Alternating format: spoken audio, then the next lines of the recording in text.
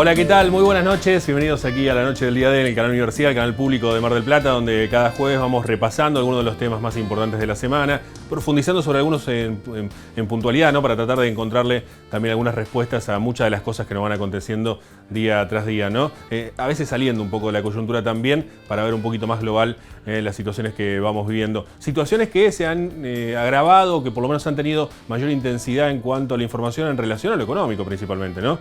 Que es el gran problema y las urgencias que están teniendo los nuevos gobiernos, el gobierno nacional, con el intento de ir a buscar apoyos a Europa para reestructurar la deuda con el Fondo Monetario. Una declaración, en realidad una charla en diputados del ministro Guzmán, donde dejó algunas cuestiones a entrever, como por ejemplo que no va a haber equilibrio fiscal hasta después del 2023. ¿No termina el gobierno de Alberto en esa época? Bueno, veremos cómo será con ese desequilibrio fiscal aún, y en todo caso esta segunda declaración de Guzmán diciendo que a los bonistas no les va a gustar la oferta que le vamos a hacer. Bueno, veremos qué es lo que ocurre con eso. Mientras tanto, hay mucha preocupación en torno a cómo se resuelva eso, y muchas de las cuestiones que puedan venir a futuro desde el gobierno nacional van a estar relacionados con ese acuerdo o no, esa reestructuración o no de la deuda. Mientras tanto, en la calle salieron a recibir a los enviados del fondo con protestas, principalmente los sectores sociales, aunque también sectores de sindicales y gremiales que han acompañado esta protesta, donde plantean que no puede haber una reestructuración a cualquier costo, que primero está lo social. Y también plantean, creo yo, más que una protesta al Fondo Monetario,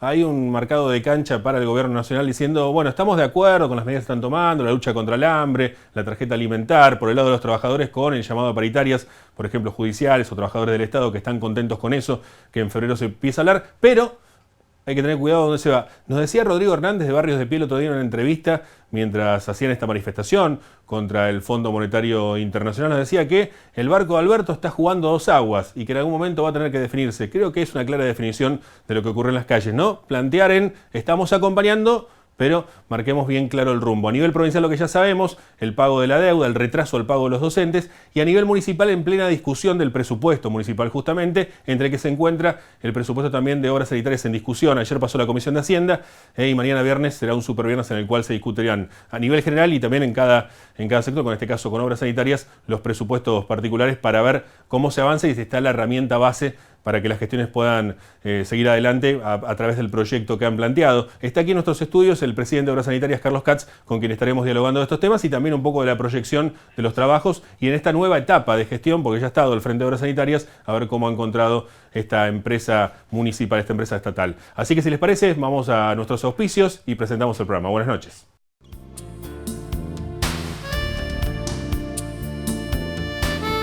Auspician este programa Sindicato de Empleados de Comercio Zona Atlántica, UTE, El Libertador, Sindicato Luz y Fuerza Mar del Plata, Colegio de Ingenieros y Centro de Ingenieros de Mar del Plata, Terminal de Contenedores 2 de Mar del Plata, Unión Trabajadores Hoteleros y Gastronómicos de la República Argentina, Seccional Mar del Plata. Y como siempre lo hacemos, invitamos a un periodista, un colega, en este caso un amigo también, como es Adrián Barbarulo de Radio Brisas, para que tengamos más voces y tengamos más preguntas también para hacer a nuestros entrevistados. Lo escuchamos, Adrián. Bueno, Nico, Carlos, aprovecho a saludar a los dos y ya que tengo la chance de poder hacerle una pregunta al presidente de Obras Sanitarias, en realidad son dos. Una de las preguntas es qué diferencia encuentra entre el tiempo en el que le tocó ser presidente y este nuevo, donde tiene el mismo desafío. Y la otra de las preguntas es si se puede certificar como marca a nivel internacional la calidad del agua de Mar del Plata. Porque para los pasteleros es muy buena, para los cerveceros es muy buena. Las condiciones además hoy, por ejemplo, de lo que tiene que ver con el agua de mar a través del emisario submarino son también excelentes. Entonces, ¿cómo hacer para que el agua de Mar del Plata también sea una marca en sí? Le agradecemos a Adrián Barbarulo por su participación y recibimos al presidente de Obras Sanitarias, a Carlos Katz. Carlos, buenas noches, gracias por venir. ¿Qué tal? Buenas noches, ¿cómo estás? Bueno, ahí Adrián abría un poco la serie de preguntas y tiene que ver un poco. La primera, obviamente, es cómo encuentra Obras Sanitarias después de haber pasado en su momento y este tiempo que ha pasado en el medio, ¿no? Mira, la verdad que Obras Sanitarias la encontré bien en términos generales. reivindico la figura de la empresa municipal como una política de Estado. Es una de las pocas políticas de Estado, probablemente junto con la educación pública municipal, que desde el municipio de General Pueyrredón ha tenido continuidad a lo largo de los años. Y lo que encuentro después de 12 años de haber estado ausente o de haberme ido de obras sanitarias, básicamente son grandes obras de infraestructura que necesitaba mucho la ciudad. Ahí tenemos el complejo, digamos, de la planta depuradora y el emisario submarino, resolviendo una vieja deuda de la contaminación costera por el vuelco de efluentes cloacales. Y también digamos, en el sistema de abastecimiento de agua, Tucumán y Almafuerte, una nueva estación de bombeo. En el tema de pluviales, se han hecho muchos pluviales. El más notorio fue el primer tramo del Arroyo del Barco, que tiene su desembocadura en el puerto. O sea que la empresa está bien y en todos estos años la diferencia es que se han alcanzado algunas metas que estaban en la vieja agenda y ahora, bueno, me ponen a mí también frente al desafío de darle continuidad a algunas de estas políticas y de también los nuevos desafíos de estos tiempos. Respecto del otro, preguntaba Adrián, certificar la calidad del agua, la que bebemos en realidad está definida en sus condiciones mínimas y en su calidad a través de la Organización Mundial de la Salud, que nuestra agua cumple con todos los parámetros, los bacteriológicos, los físico-químicos, que se exigen a nivel mundial para un agua de bebida y de consumo humano.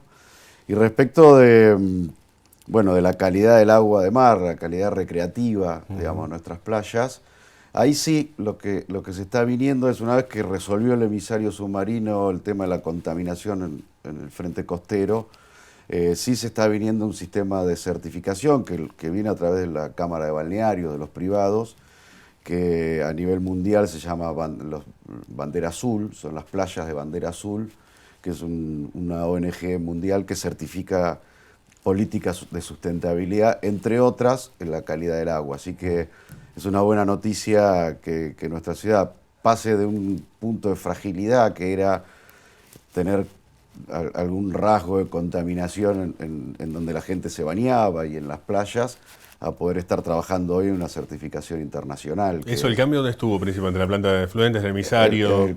Sí, ya el emisario solo de por sí alejó, digamos, cualquier rasgo de contaminación sobre el frente costero, y después la planta además mejoró muchísimo la calidad porque retiene mucho más materiales sólidos, arenas, materiales grasos. Así que si ya estaba bien, ahora está mucho mejor. La planta se inauguró el año pasado y los resultados son excelentes.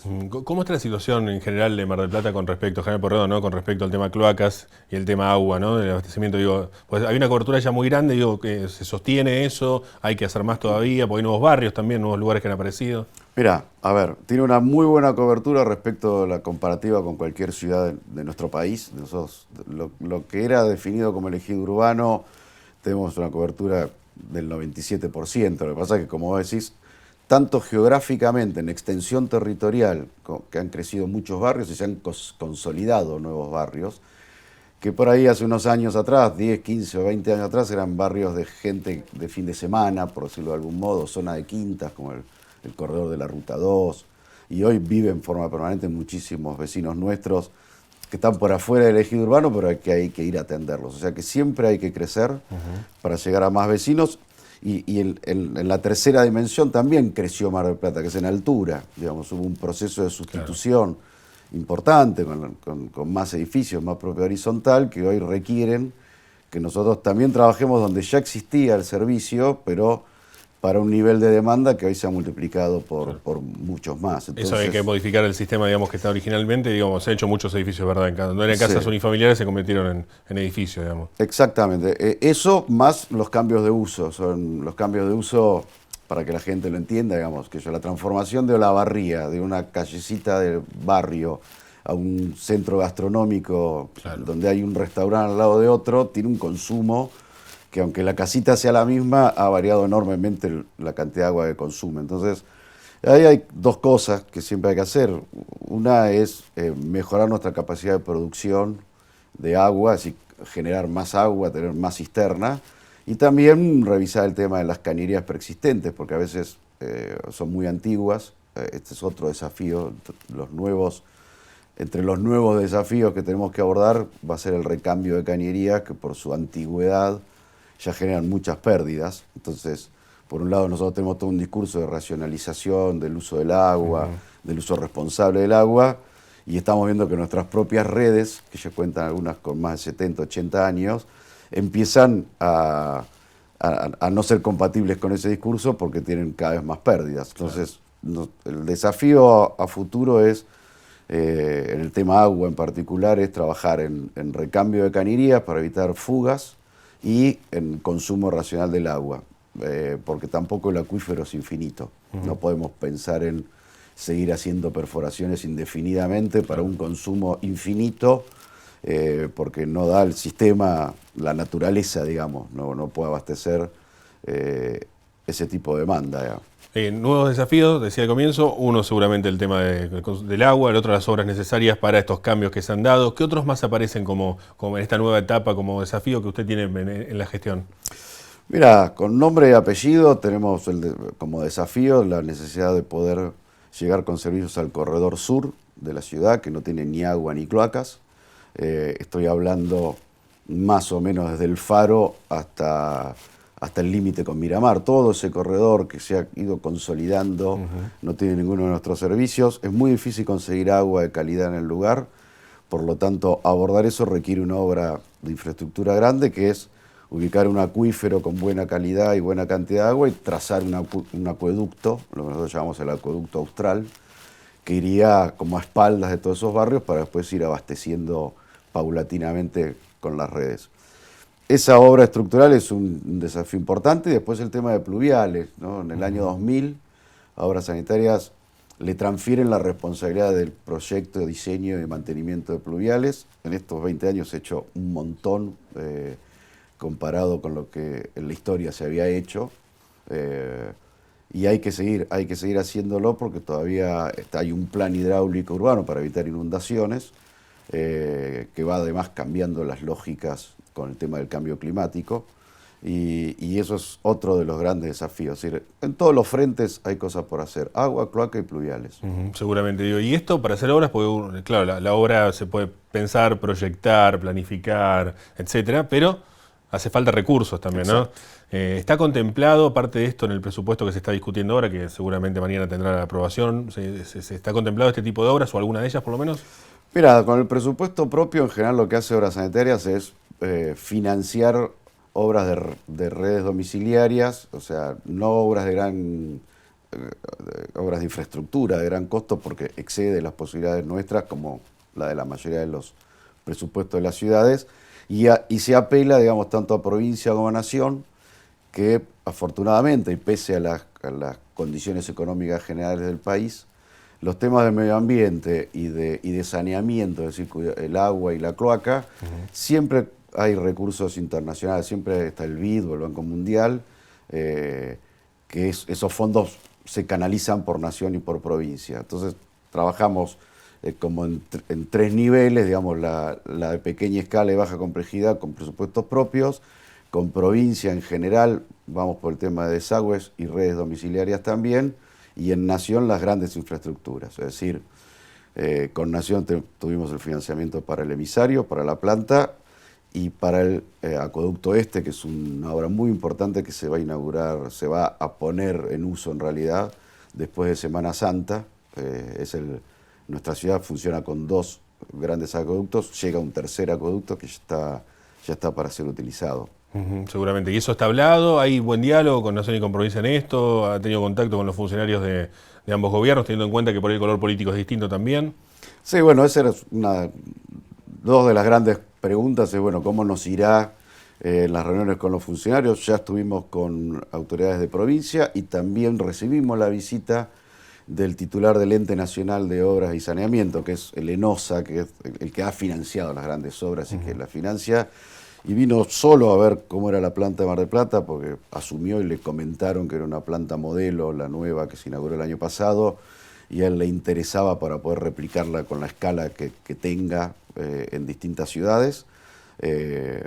muy buen diálogo tanto con los referentes nacionales como con los provinciales, muy instalado Obras Sanitarias de Mar del Plata como una empresa que si nos dan plata para una obra, la obra se ve terminada, se cumplen con los plazos. Nosotros en estas obras que te mencioné fuimos contraparte o en un 20% o en un 30%, y esos recursos se pusieron por parte de Obras Sanitarias. O sea, tenemos la ventaja de una empresa pública con muy buen antecedente. Y bueno, esto nos permitió por lo menos las primeras 2 reuniones que resultaran muy fructíferas. Nos encontramos con cuadros técnicos, sobre todo en provincia, el subsecretario de Recursos Hídricos. Tuvimos una larga reunión hablando en términos técnicos con los ingenieros de Obras Sanitarias, lo cual está bueno porque además de la política está lo específico, técnico, y lo técnico y bueno, y cómo se diseñan los pluviales, con qué parámetros, cómo se aborda el tema del cambio climático. Aparece la idea de los reservorios de agua, pues si no, como ha cambiado el régimen de lluvias, tenemos que hacer unos caños gigantescos que luego económicamente son inviables. Entonces aparece la idea de hacer reservorios de agua en las zonas rurales antes que ingrese el agua al ejido urbano, retener y después con un conducto no tan gigante, no tan grande, poder equilibrar, digamos, el paso del agua de lluvia por el área urbana. La verdad que una conversación excelente, y todos saben que es Obras Sanitarias Mar del Plata. ¿Y va a haber presupuesto ahí? ¿Se puede empezar a hablar Y ya? están sin presupuesto, viste que la provincia de Buenos Aires todavía no tiene aprobado su presupuesto. Están trabajando con el prorrogado del 2019, pero tienen sí remanentes de créditos del BID, que los tienen que terminar de gastar. Como son créditos en dólares, una devaluación tan grande, les quedaron dólares, digamos. Claro. Lo único bueno que se puede decir que haya pasado con esa situación es que han quedado estos créditos, algunos saldos, digamos, que tienen que gastar para pedir uno nuevo, sobre todo en provincia. Y nosotros, siempre que vamos a una reunión con Obras Sanitarias, siempre vamos con el proyecto técnico terminado, el estudio de impacto ambiental aprobado, todas las aprobaciones provinciales que se requieren. O sea, nosotros siempre estamos ahí con la carpeta para empezar mañana alguna de las... Siempre dejamos un menú muy amplio, ¿no? Obras muy caras, medianamente caras, más baratas. Lo de los pluviales aparece como temática recurrente en cada charla que hemos tenido, Carlos. Digo, es la gran preocupación, digamos, lo que pasó con la lluvia, por ejemplo, y demás. También que cayó mucha agua de golpe, ¿no? Pero digo, aparece como la gran preocupación, ¿no? Y es uno de los grandes desafíos al cual le sumamos como desafío de evitar la inundación, que es la visión clásica de la ingeniería hidráulica. Hagamos caños para sacar el agua rápido y evitar que se inunde la ciudad. Hoy se suma otra temática como es la sustentabilidad ambiental de todo eso, que empieza con esto de retener en las zonas altas y termina con cuidar el mar de toda la basura que llevan los pluviales. Una vez resuelto el tema del efluente cloacal con el emisario submarino, el nuevo tema de agenda del cuidado del mar es evitemos que llegue tanta basura, tanto plástico, todo lo que nosotros vamos tirando en la ciudad con estas grandes lluvias, como baldear toda la ciudad de golpe y terminan en nuestro mar. Bueno, la desembocadura del Arroyo del Barco es la primera experiencia que hay en la ciudad de tener un sistema de captación y de retención de sólidos, y está andando muy bien, la verdad.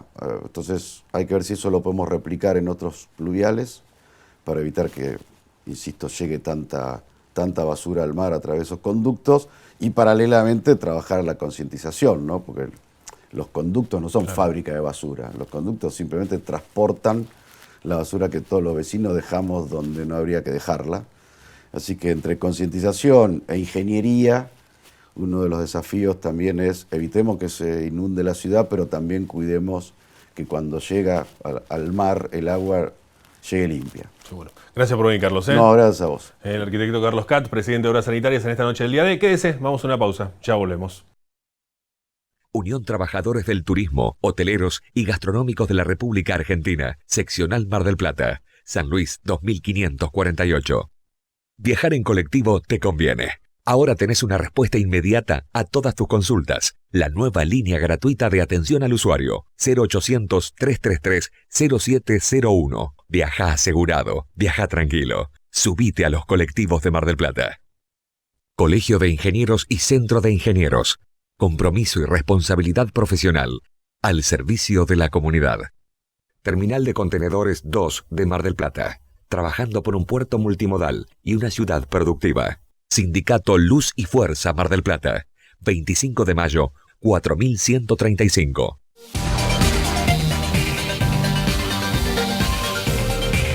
Folletos, afiches, formularios continuos, libros, revistas, periódicos, impresos comerciales y sociales. Tenés que imprimir Del Plata, la imprenta. Tradición gráfica marplatense.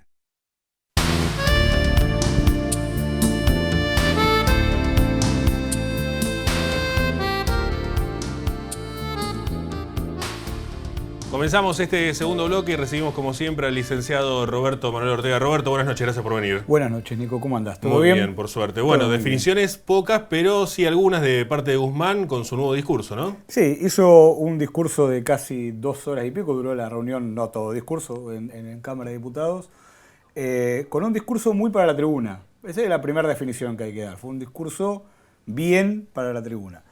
Pero que dio definiciones. La primera definición es que hay un endurecimiento claro y objetivo en la relación con los bonistas. No tanto con el fondo, que fue bastante más amigable lo que dijo, sino con los bonistas, sobre todo que dijo, por ejemplo, que los bonistas no iban a estar contentos con la oferta. ¿Está bien? Palabras más, palabras menos, dijo eso. Lo segundo que sí por ahí uno puede sacar del discurso es que en el gobierno hay un error diagnóstico importante en 2 cosas con respecto a la deuda. El primero es en torno a lo que es el FMI. Una de las partes de Guzmán plantea que el discurso el FMI nos había prestado plata y no se había utilizado para mejorar la producción. En una parte lo dice literal eso. Y hay un error diagnóstico ahí, porque el FMI es un prestamista de última instancia. El FMI te da plata, que no es un banco, sino es un organismo multinacional, que te da plata cuando a vos nadie te presta. Y normalmente a vos nadie te presta cuando consideran que no podés pagar lo que te están debiendo, por lo cual la plata te la prestan para que vos pagues deuda, no te la prestan para que vos la inviertas en producción. Por lo cual es el primer error diagnóstico, que es algo que en la jerga vos vas a escuchar por ahí, que se habla mucho que se utilizó para la fuga, se utilizó para la fuga. La fuga no es otra cosa que pagar los préstamos y que la plata no la pongan de vuelta en el país y que la saquen afuera la gente que te dio el préstamo. Y eso te lleva al segundo error de diagnóstico. Que el segundo error de diagnóstico es ¿por qué uno pide plata? Porque la deuda pública es hija de los déficits fiscal y los déficits fiscal son hijos, digamos, del gasto público, por lo cual, en definitiva, la deuda es nieta del gasto público. Entonces uno no puede desenganchar las cosas, no puede pensar de que la deuda pública apareció de un repollo y que entonces después hay especuladores o cuestiones por el estilo que impiden de que uno pague. Entonces, bajo esos 2 errores de diagnóstico que son importantes y que ayer los dijo y para mí, digamos, es un dato, porque uno cuando le erra el diagnóstico después puede errarle en la negociación, planteó algunas cuestiones más que son interesantes plantear. El primer punto es que dijo que en la Argentina va a haber superávit, dio varios escenarios. El más probable que planteó es que la Argentina va a tener superávit primario, es decir, gasto menos ingresos, digamos, equilibrados, sin contar deuda, ¿está bien? Gastos primarios, a partir del 2023. Lo cual está diciendo básicamente que durante todo el gobierno de Alberto Fernández va a haber déficit. Esto es la consecuencia directa de lo que dijo. Porque la menos probable es que en el 2026, digamos, esta es la más amigable. Y entonces la pregunta es, ¿quién va a financiar ese déficit? En relación a lo que decíamos antes. Si no nos vamos a endeudar, digamos, en esta hipótesis de que tenemos que ir a un desendeudamiento, es que vamos a financiarnos nuevamente con la emisión o con más impuestos. Más impuestos ya lo han hecho en los primeros meses y más emisión parecería que va a ser la solución y hay que ver cuánto desequilibrio genera tener mucha más emisión durante 3-4 años, que es lo que están planteando. De ahí viene atada una cuestión más, que esto se está haciendo en un contexto donde se está ajustando el gasto, porque, por ejemplo, a los jubilados claramente hay un ajuste, se está haciendo que para desinflar la economía tenemos todo, digamos, congelado, y entre los congelamientos que se van a plantear se está planteando que haya una negociación salarial a la baja, por lo cual probablemente haya menos plata en el mercado, ¿no? Y va a haber expansión del gasto, por lo cual esa ecuación para que cierre con una reestructuración es con una quita muy importante, ¿no? Para que sean muy pocos los intereses que haya que pagar en los próximos años. Y esa quita tan importante va a hacer de que la negociación sea como mínimo lenta, es decir, que los plazos previstos que tiene el gobierno dudo que se puedan cumplir, o por lo menos con un éxito, digamos, rotundo en los primeros 3 meses. Entonces, de la conversación o de la charla que tuvo ayer el ministro con los diputados, uno lo que infiere es que hay un error diagnóstico importante y que la negociación va a ser mucho más complicada de lo que hace un mes más o menos prevía el mercado, y esto va a generar, digamos, posiblemente en estos próximos días, digamos, una caída de los bonos. Hoy arrancaron los bonos, digamos, para abajo, al menos al principio de la rueda, y una preocupación de que nos vamos a endeudar todos más caros, inclusive la inversión productiva, y lo que hoy la necesita Argentina es poder invertir, digamos, y esa inversión le va a salir al común de la gente un poquito más de lo que estaba previsto. Gracias, Roberto. No, por favor. El licenciado Roberto Manuel Ortega y la economía. Si les parece, vamos a compartir un comentario del periodista invitado al día de hoy, Adrián Barbarulo. Lo escuchamos a él. Bueno, y en el contexto del programa, Nico, un breve comentario con respecto al tema de el presupuesto 2020, ¿no? Y los roles que les toca ocupar según los lugares que tienen cada uno en los gobiernos. Uno sería el tema oposición, oficialismo, que según el lugar que te toca es cómo vas actuando en el compromiso con respecto al presupuesto 2020. Y entonces lo pienso, por ejemplo, Montenegro, que le toca ser ejecutivo en Mar del Plata, le pide a los legisladores de la provincia de Buenos Aires que responden a Juntos por el Cambio que por favor acompañen el presupuesto, porque entiende que sin ese presupuesto a él también se le va a complicar gobernar la ciudad de Mar del Plata. Y aquí entonces la responsabilidad de los concejales, que son oposición en Mar del Plata y oficialismo a nivel provincia de Buenos Aires, también pagarán entonces con la misma moneda o tratarán de marcar sus disidencias. En provincia llegaron algunos acuerdos, en Mar del Plata imagino que llegarán los acuerdos también, pero el presupuesto termina siendo una herramienta fundamental para todo gobierno si quiere llevar adelante una gestión medianamente aceptable. Así que me parece que la clave va a ir por ahí. Algunos arreglos sí, pero el compromiso de que el presupuesto salga lo antes posible para que sea la herramienta para poder gobernar. No a cualquier costo, ¿no? Eso está claro, pero sí de poder acompañar lo que han presentado los ejecutivos. En provincia ya pasó, en Mar del Plata va a pasar lo mismo. Le agradecemos al amigo Adrián Barbarulo, colega de Radio Brisas, quien nos permite también su opinión con respecto a esto. Bueno, parece que mañana finalmente el gobierno montenegro va a tener su primer presupuesto en gestión, si todo sale como está previsto en el marco del Consejo Deliberante, a la mañana temprano con la reunión de concejales y mayores contribuyentes, donde se definirán las modificaciones a las ordenanzas fiscal e impositiva, y después del mediodía, está previsto a las 13 aproximadamente, seguramente se retrase, estará la discusión del presupuesto. Es probable que ya para este viernes por la noche Montenegro tenga su propio presupuesto. Y también agradecerle a Adrián por su comentario y su gentileza también de colaborar con este programa. Nosotros ahora no tenemos más tiempo, así que si les parece, la seguiremos el próximo jueves a las 22 aquí en el canal Universidad. Que tengan una muy buena noche, gracias por acompañarnos y hasta la próxima. Chao.